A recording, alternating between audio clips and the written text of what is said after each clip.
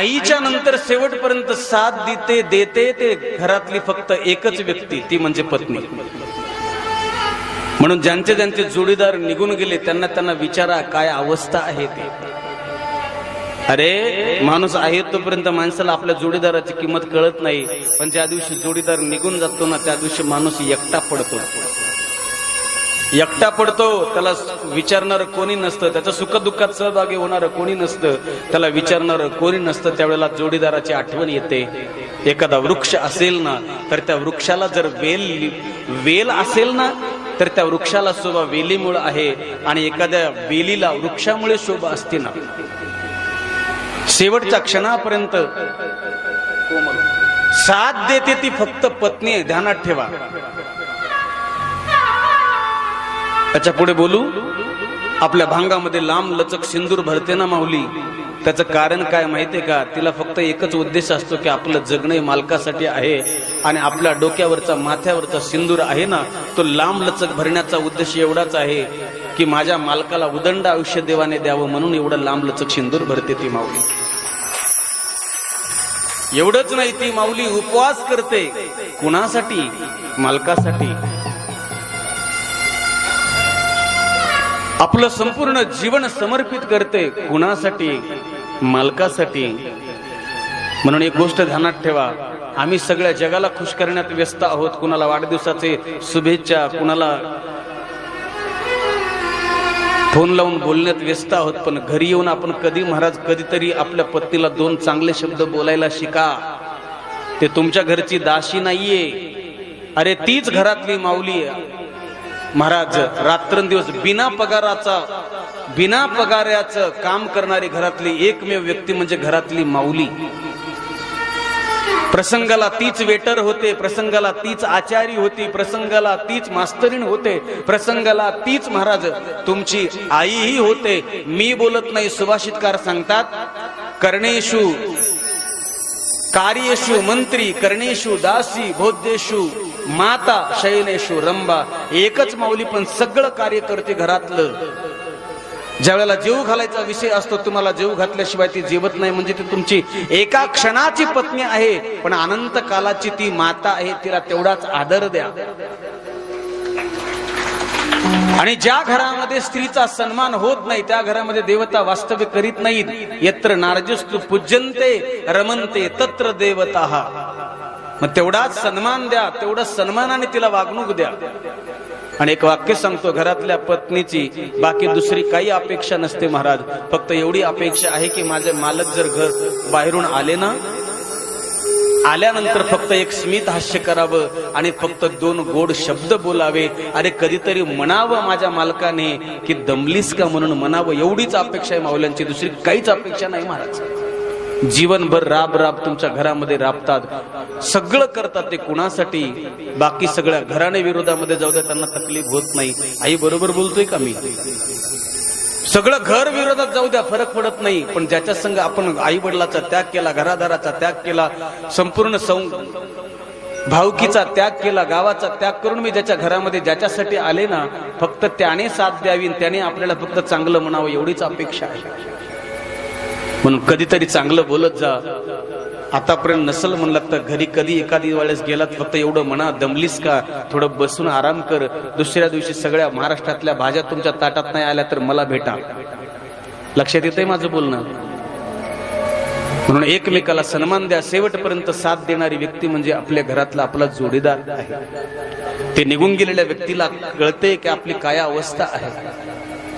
म्हणून माझा विचार असा चालला होता, एकमेकाला समजून घ्यायला शिका. घरात हे भांडण होणारच असतात ना दादा.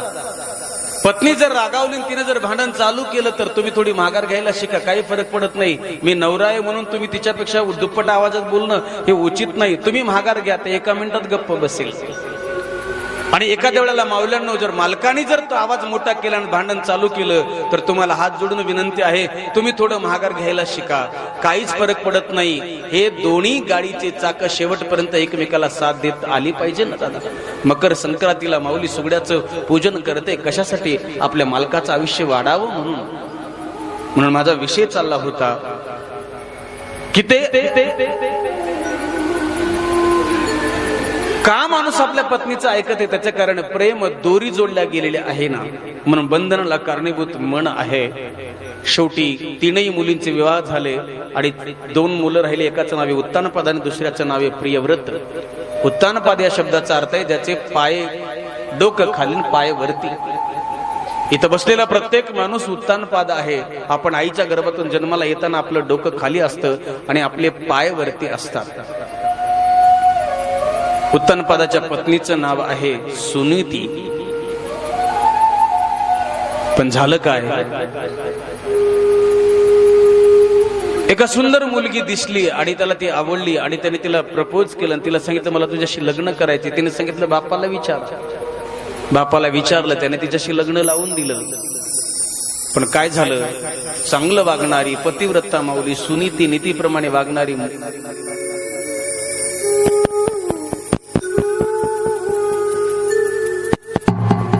पण राजाने तिचा त्याग केला आणि ह्या नवीन पत्नी बरोबर लग्न केलं. त्या सुनीतीला एक सुंदर मुलगा झाला, त्याचं नाव आहे ध्रुव.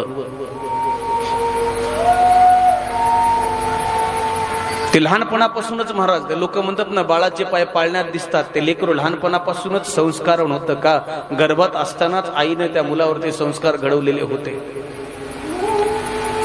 जन्माला आल्यापासूनच त्याची वृत्ती शुद्ध होती, सात्विक होती. जीवनात काहीतरी मोठं होण्याची त्याच्याकडे धडपड होती. हे बघितलं. एक दिवस रांगत खेळत खेळत सहज महाराज खेळत 5 वर्षाच्या वयामध्ये बापाच्या मांडीवरती बसायला गेलं. सावत्र आईनं त्याला ढकलून दिलं.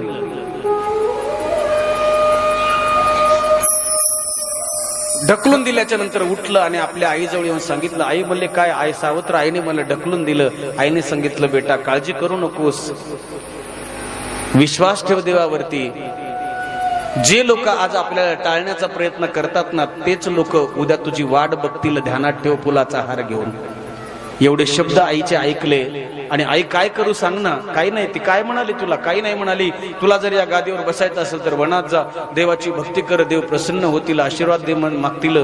आशीर्वाद माग की माझा जन्म सुरूची मातेच्या गर्भातून व्हावा, असा आशीर्वाद द्या म्हणावं. चांगली गोष्ट सांगितली. प्रत्येक गोष्टीचा निगेटिव्ह विचार घेऊ नका, पॉझिटिव्ह विचार घ्यायला शिका.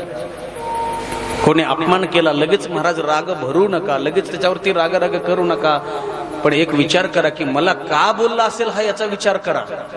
आत्मपरीक्षण करायला शिका आणि बोलून लगेच उत्तर द्याल तर एवढा परिणाम होणार नाही. पण जो बोलला व्यक्ती त्याच्यानंतर तुम्ही शांत राहा.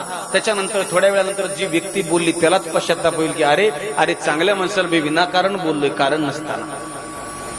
ध्रुव बोलले काही नाही, आईचं उपदेश ऐकला. आईने सांगितलं एक काम कर, मग जर देवाकडे जायचंच असेल तर एक काम कर ना, जा. आई कुठे राहतो तो? म्हणे वनामध्ये, जंगलामध्ये. निघाला ध्रुव. 5 वर्षाचं वय आहे. एक गोष्ट सांगू का? 3 हट्ट या जगामध्ये प्रसिद्ध आहेत. एक हट्ट आहे स्त्री हट्ट, दुसरा हट्ट आहे बाल हट्ट आणि तिसरा हट्ट आहे तो राज हट्ट आहे. या 3 हट्टाच्या पुढे कुणाचंही काही चालत नाही. बाल हट्ट लहान वयामध्ये एकदा बुद्धीवरती परिणाम झाला की झाला, ते कुणाचंच ऐकत नाही.